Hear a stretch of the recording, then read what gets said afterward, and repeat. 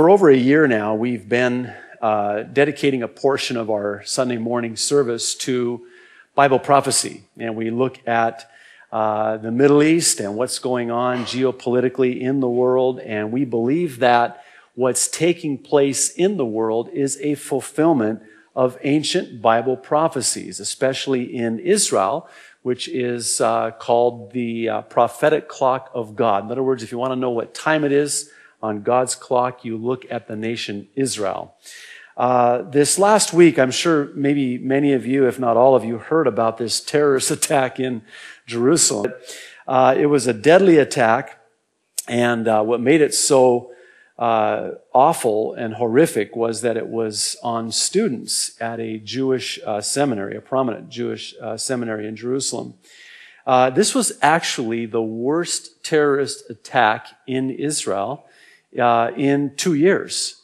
And this is the first terrorist attack in Jerusalem in about 4 years. You haven't heard much of, anything going on specifically in Jerusalem. Well, what's made this act of terrorism so significant is that, first of all, it was, an attack on kids in school.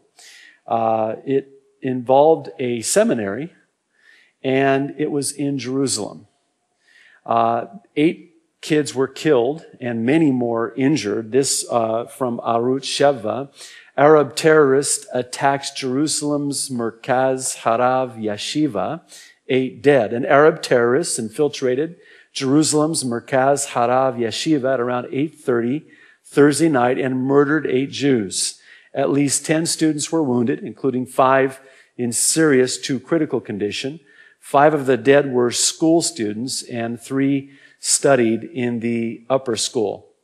Well, needless to say, and as one might imagine, this and other events like it have a way of creating a setback for the peace process, as it's called. The global concern, though, is not so much for the impact that this has on Israel. The concern is more for the impact this has on the future of a, quote, Palestinian state.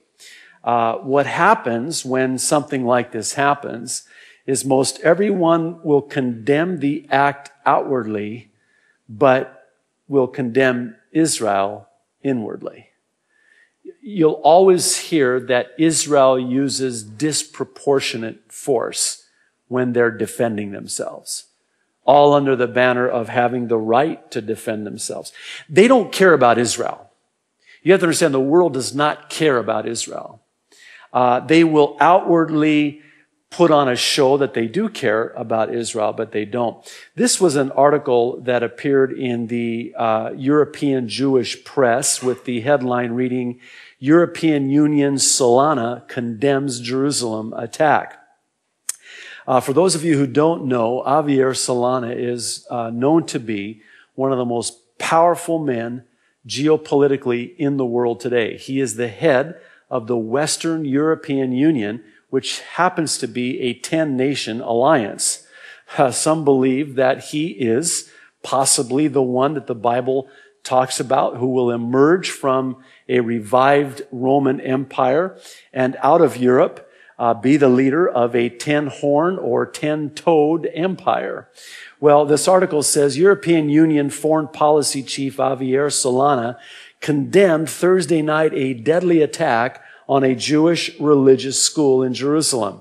Javier Solana spoke tonight with the Israeli Foreign Minister Tzipi Livni to condemn the terrorist that killed at least 8 students and injured many more. A statement from the EU Council said. Solana, who had talks in Israel earlier this week, sent to Livni his condolences to the families of the victims and to the Israeli authorities.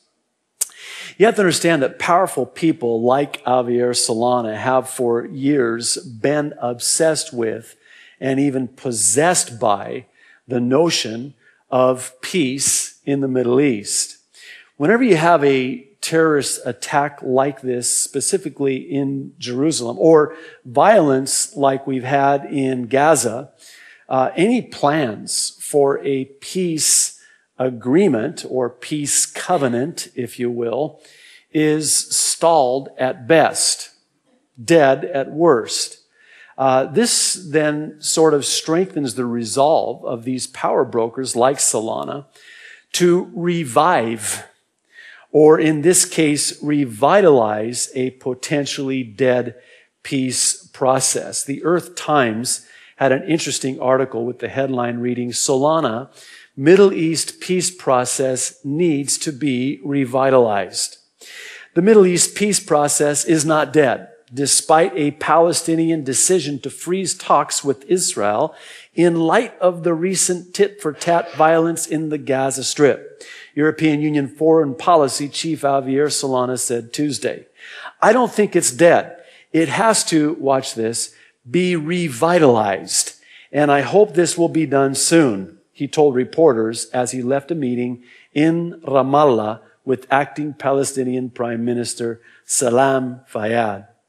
This from the Palestine Media Center.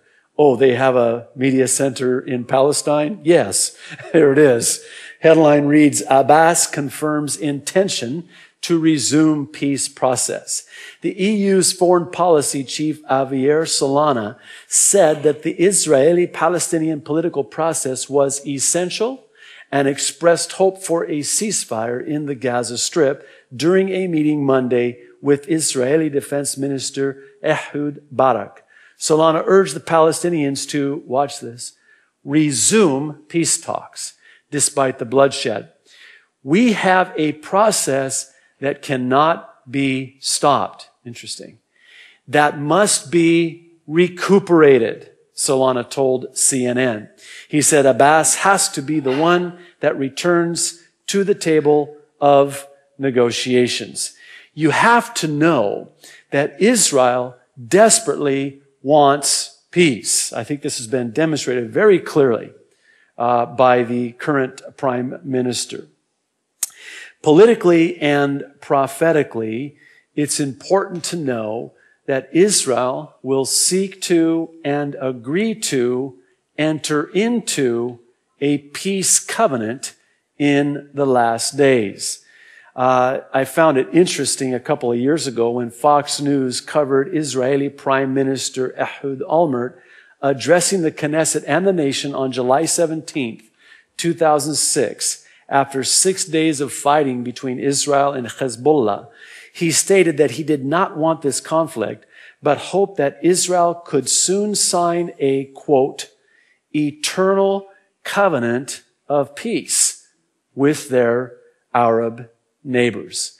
Now, what makes this so significant is that the prophecies of the prophets of old in the Old Testament foretold this. Actually, that the willingness on Israel's part to sign this peace covenant will take place in the last days before the Lord returns. The prophet Daniel foretold that the Antichrist would be the one who would not only sign this peace agreement, but when signing it, he would be in fact confirming it.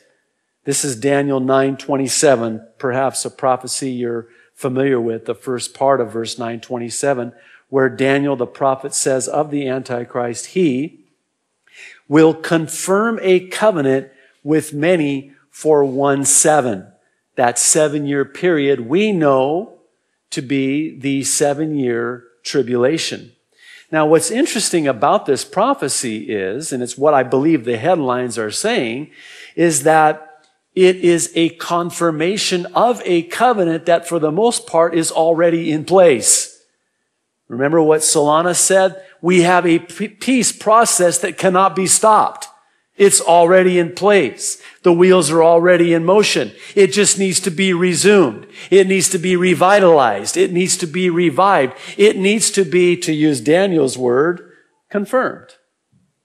In other words, the world will be screaming for, wanting, longing for a peace in the Middle East to be confirmed, to be made certain, to be revitalized. You got to admit, if anybody were to come on the scene today and be able to bring, quote, lasting peace to the Middle East, would they not be a world superhero, if I can say that.